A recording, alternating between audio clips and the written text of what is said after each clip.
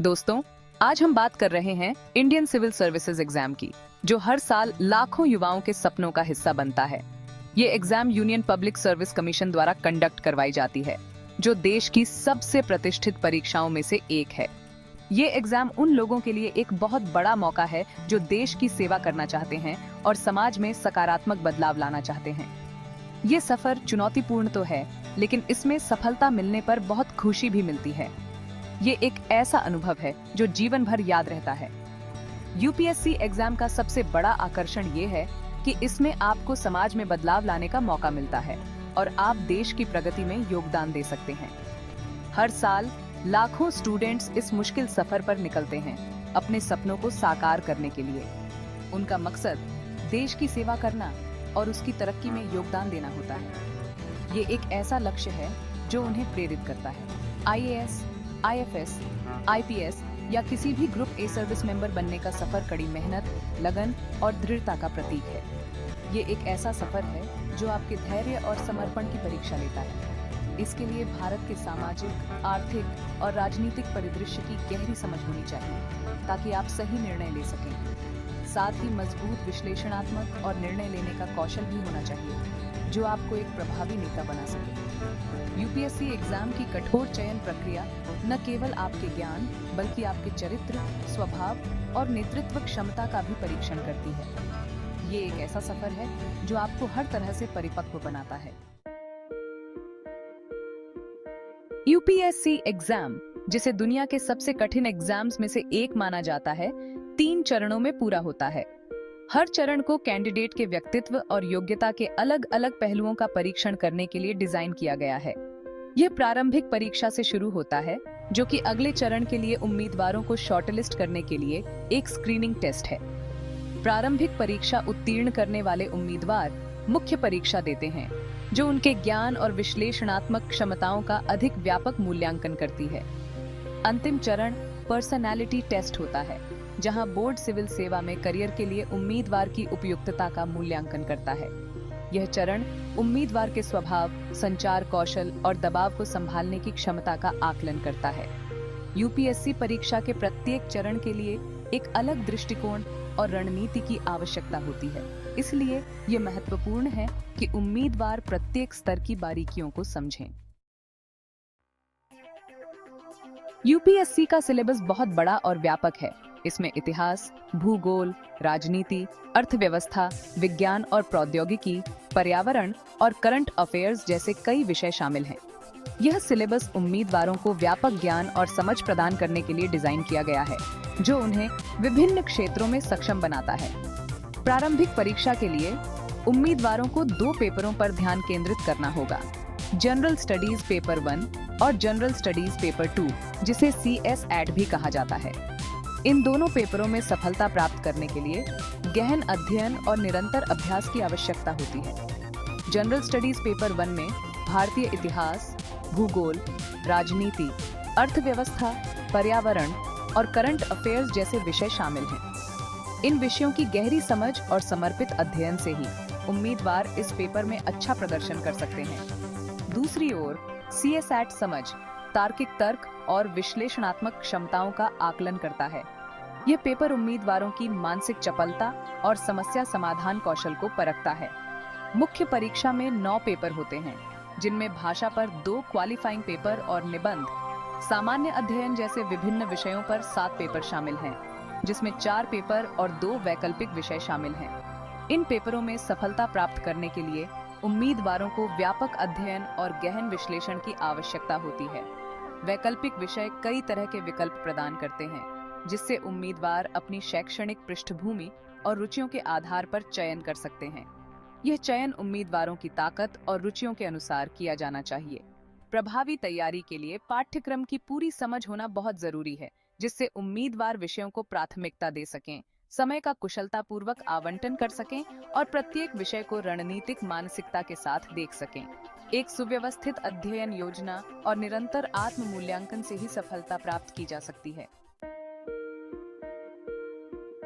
Section 4, eligibility criteria. इस सफर पर कौन निकल सकता है? यूपीएससी परीक्षा में कुछ खास पात्रता मानदंड हैं, जिन्हें उम्मीदवारों को परीक्षा के लिए पात्र होने के लिए पूरा करना होता है। ये मानदंड उम्मीदवारों की योग्यता और उनकी तैयारी की दिशा को निर्धारित करते हैं। बुनियादी मानदंडों में भारतीय नागरिकता, किसी मान्यता प्राप्त विश्वविद्यालय से स्नातक की डिग्री और 21 वर्ष की न्यूनतम आयु शामिल है। यह सुनिश्चित करता है कि उम्मीदवारों के पास आवश्यक शैक्षणिक पृष्ठभूमि और परिपक्वता हो। अनुसूचित जाति, अनुसूचित जनजाति और अन्य पिछड़ा वर्ग जैसी आरक्षित श्रेणियों के उम्मीदवारों को आयु में छूट दी जाती है। यह छूट उन्हें समान अवसर प्रदान करने के लिए दी जाती है। इसके अलावा परीक्षा के लिए अनुमत प्रयासों की संख्या पर प्रतिबंध है, जो उस श्रेणी के आधार पर भिन्न होते हैं जिससे उम्मीदवार संबंधित है। यह उम्मीदवारों को अपनी तैयारी को बेहतर बनाने का अवसर देता है। यूपीएससी की तैयारी शुरू करने से पहले उम्मीदवारों के लिए यह सुनिश्चित करना जरूरी है कि वे सभी पात्रता मानदंडों को पूरा करते हैं। यह उन्हें बाद में किसी भी परेशानी से बचाता है। इसमें आयु सीमा, शैक्षणिक योग्यता और अनुमत प्रयासों की संख्या की जांच करना शामिल है। यह सुनिश्चित करता है कि उम्मीदवार सही दिशा में आगे बढ़ रहे हैं। यूपीएससी की वेबसाइट पात्रता मानदंडों के बारे में विस्तृत जानकारी प्रदान करती है और उम्मीदवारों को सलाह दी जाती है कि वे बाद के चरण में किसी भी अयोग्यता से बचने के लिए दिशा निर्देशों को ध्यान से देखें। यह वेबसाइट उम्मीदवारों के लिए एक महत्वपूर्ण संसाधन है। सेक्शन 5 स्ट्रेटेजिक प्रिपरेशन, आपकी क्षमता को अनलॉक करने की कुंजी। यूपीएससी परीक्षा की तैयारी के लिए रणनीतिक दृष्टिकोण और अनुशासित अध्ययन योजना की आवश्यकता होती है। पाठ्यक्रम की विशालता को देखते हुए स्मार्ट स्टडी तकनीकों को अपनाना आवश्यक है, जो सीखने और याद रखने का अनुकूलन करते हैं। पाठ्यक्रम को छोटे छोटे हिस्सों में बांटकर शुरू करें और प्रत्येक विषय के लिए विशिष्ट समय निर्धारित करें।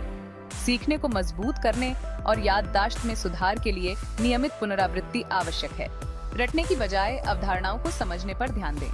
यूपीएससी परीक्षा न केवल ज्ञान का परीक्षण करती है, बल्कि उस ज्ञान का विश्लेषण और अनुप्रयोग करने की क्षमता का भी परीक्षण करती है। करंट अफेयर्स से अपडेट रहने के लिए रोजाना अखबार पढ़ने की आदत डालें, जो परीक्षा के तीनों चरणों में महत्वपूर्ण भूमिका निभाते हैं। इसके अतिरिक्त लेखन गति, अभिव्यक्ति और समय प्रबंधन कौशल में सुधार के लिए विशेष रूप से मुख्य परीक्षा के लिए नियमित रूप से उत्तर लेखन का अभ्यास करें। सेक्शन 6 सफलता के लिए संसाधन, यूपीएससी विजय के लिए आपका शस्त्रागार। यूपीएससी उम्मीदवारों के लिए पारंपरिक पाठ्य पुस्तकों से लेकर ऑनलाइन प्लेटफॉर्म और कोचिंग संस्थानों तक बहुत सारे संसाधन उपलब्ध हैं। 6ठी से 12वीं कक्षा तक की एनसीईआरटी की पाठ्य पुस्तकें कई विषयों के लिए नींव का काम करती हैं और एक मजबूत आधार बनाने के लिए आवश्यक हैं। प्रत्येक विषय के लिए मानक संदर्भ पुस्तकें विशेषज्ञों और टॉपर्स द्वारा अनुशंसित गहन ज्ञान और विश्लेषण प्रदान करती हैं। एक प्रतिष्ठित कोचिंग संस्थान में शामिल होने से संरचित मार्गदर्शन, विशेषज्ञ संकाय और प्रतिस्पर्धी माहौल मिल सकता है, जो कुछ उम्मीदवारों के लिए फायदेमंद हो सकता है। हालांकि कोचिंग अनिवार्य नहीं है और कई सफल उम्मीदवारों ने online platform, mock test, current affairs विश्लेषण और वीडियो लेक्चर जैसे कई तरह के संसाधन प्रदान करते हैं, जो पारंपरिक अध्ययन विधियों के पूरक हो सकते हैं। समय प्रबंधन, प्रभावी तैयारी की आधारशिला। यूपीएससी परीक्षा में सफलता के लिए प्रभावी समय प्रबंधन महत्वपूर्ण है। पाठ्यक्रम की विशालता और उपलब्ध सीमित समय को देखते हुए हर मिनट का प्रभावी ढंग से उपयोग करना आवश्यक है।